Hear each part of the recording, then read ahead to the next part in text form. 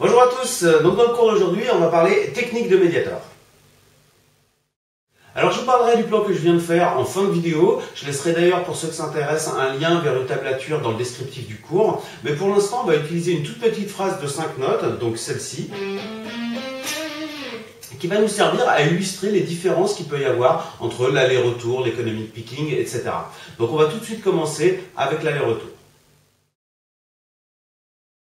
Je vous montre déjà ce qui se passe au niveau de la main gauche. On va voir nos 3 premières notes sur la corde de Ré. Donc 5e case avec l'index, 7e case avec l'annulaire, 8e case avec l'auriculaire. Ensuite on change de corde, corde de sol, 5e case avec l'index. Et toujours même corde avec l'annulaire sur la 7e case. On a donc 5 notes qu'on va diviser en 4 doubles croches et une noire. Ça va nous donner 1, 2, 3, 4, 1. Donc on va bien d'un temps vers un autre. La main droite maintenant, donc on a un aller, un coup vers le bas, un retour vers le haut, vers le bas, là on change de corde, un coup vers le haut, et enfin un aller.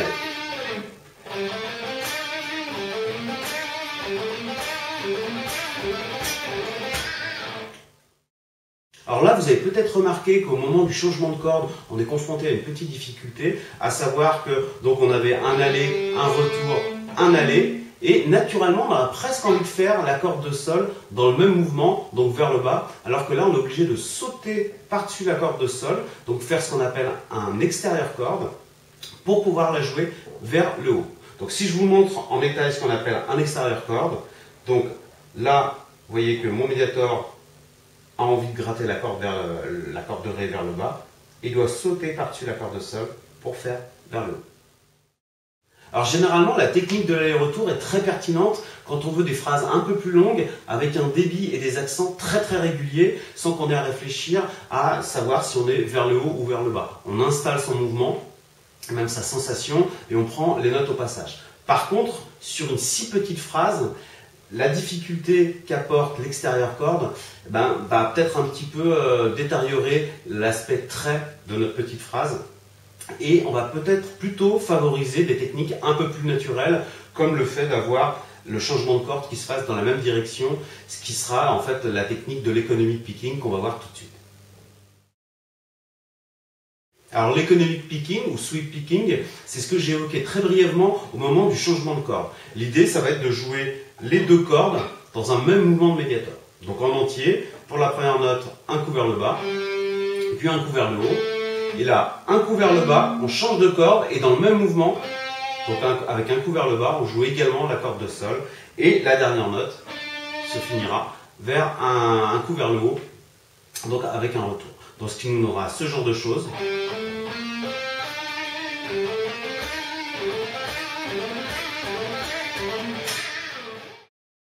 Donc là, vous allez peut-être remarquer qu'il est souvent plus facile d'accélérer ce genre de petites phrases, de traits, avec l'économic picking, vu qu'on n'a plus cette contrainte de devoir sauter par-dessus la corde de sol. On reste davantage connecté à la corde, comme si on devait dessiner par exemple sans relever le crayon. Par contre, à l'inverse de l'aller-retour, qui est une technique qui permet une grande régularité au niveau du débit et de l'accentuation, on peut avoir une difficulté au niveau de l'économic picking, toujours au moment de changer de corde, c'est-à-dire que beaucoup vont se retrouver peut-être au départ à faire ce genre de choses. Il faudra essayer d'éviter. Donc là, ça demande vraiment de bien intérioriser la phrase, de bien se la chanter. Et là, vous pouvez même d'ailleurs, des fois, travailler en legato pour faire un peu plus travailler le rythme de la main gauche et avoir l'impression parfois de renforcer juste avec la main droite. Donc. Mais par contre, on a nettement plus cette impression de faire un trait plus qu'en aller-retour. On va maintenant voir une technique qui va associer la régularité de l'aller-retour et la facilité de l'économic picking, qui est le retour-aller. Et comme son nom l'indique, on va commencer par un coup vers le haut, donc un retour. Donc un coup vers le bas, haut, bas au moment du changement de corde, et on termine par le haut. Donc ça va nous faire...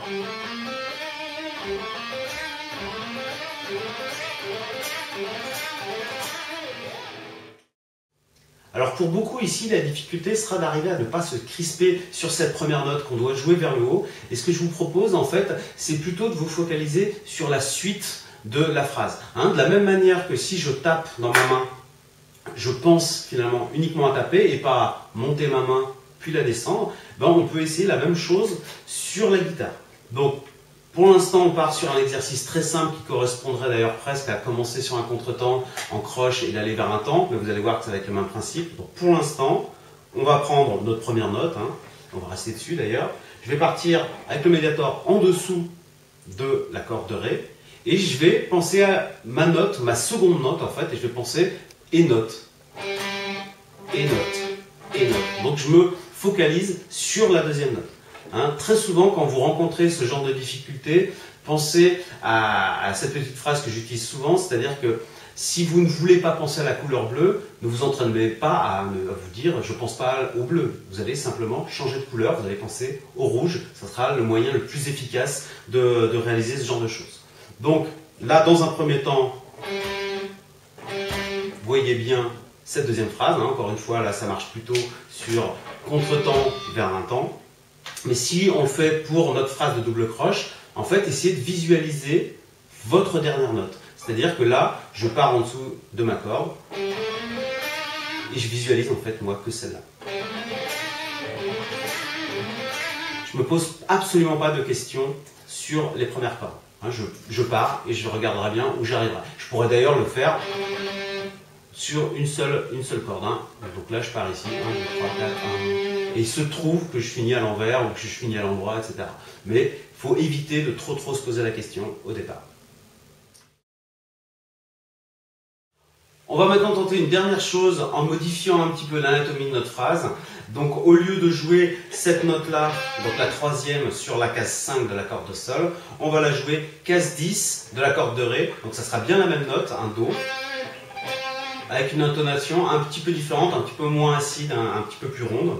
Donc là, au niveau déjà de la main gauche, donc on va avoir l'index case 5 qui va se démancher à la case 7, case 8 ensuite avec le majeur, case 10 avec le petit doigt, et à nouveau l'index pour la corde de Sol en case 9. Au niveau de la main droite, on va reprendre l'aller-retour, et vous allez voir que cette fois-ci, on n'aura plus la problématique de l'extérieur corde. Donc là, ça va nous faire aller, retour, aller, retour, et là naturellement le médiator retombe sur la corde de Sol sans avoir à éviter de corde, et ça va se faire assez naturellement.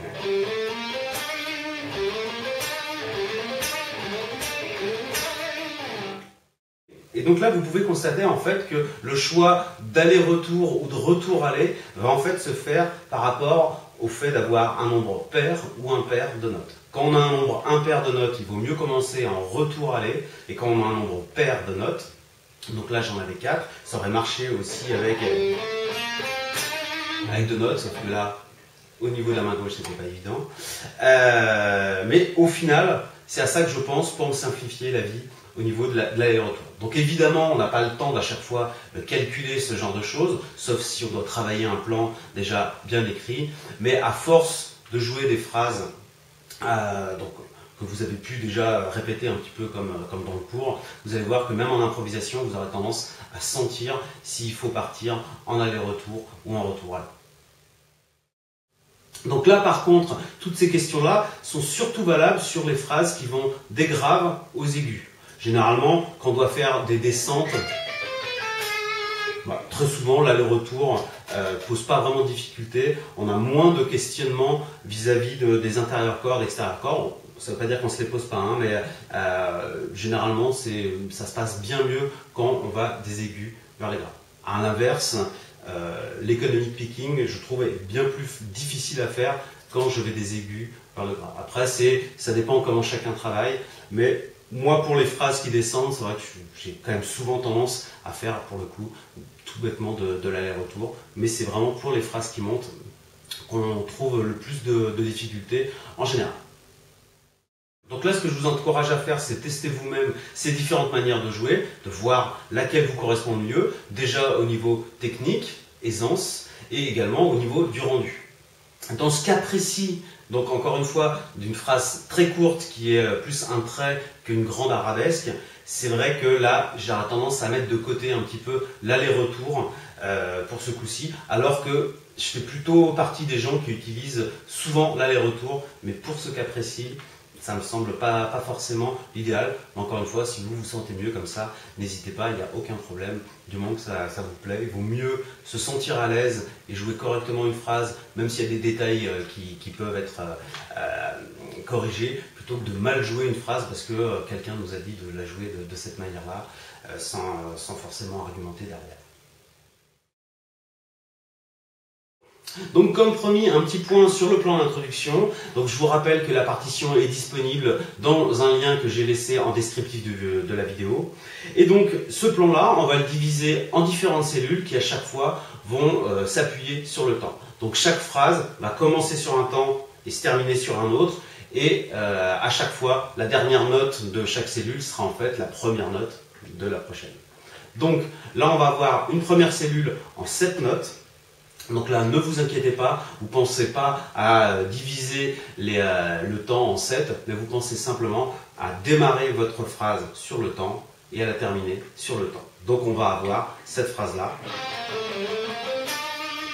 Donc là, on commence tout en aller-retour, donc je vais commencer par un aller, puis un retour, donc là je suis bien en intérieur corde.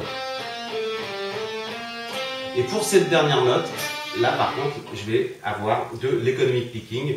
Et en plus, vous allez voir que ça va m'aider pour bien rebondir pour trouver ma deuxième cellule. Donc là, j'ai aller, retour, aller, retour, aller, retour, aller, aller. Ok. Donc ma deuxième cellule qui va commencer sur cette même note. Donc là, je vais avoir un plan en sextolet, donc 6 notes. Pareil, je vais être en aller-retour et à nouveau en intérieur corde, vu que je vais avoir aller, retour, aller, retour, aller, retour, aller. Donc si je vous fais les deux. Ok. Et enfin, une dernière cellule que je vais jouer en economic picking. Donc là, je vais avoir aller, retour, aller, aller, retour, aller, aller, retour, aller.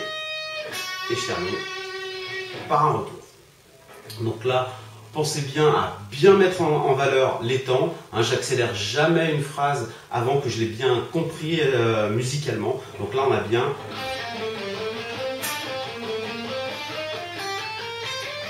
Vous voyez que là, d'ailleurs, je n'ai pas assez accentué cette note-là. Donc 1, 2, 3, 4. Et on finit un petit peu en bas. Voilà, c'est tout pour aujourd'hui. J'espère que le cours vous aura plu et je vous dis à bientôt.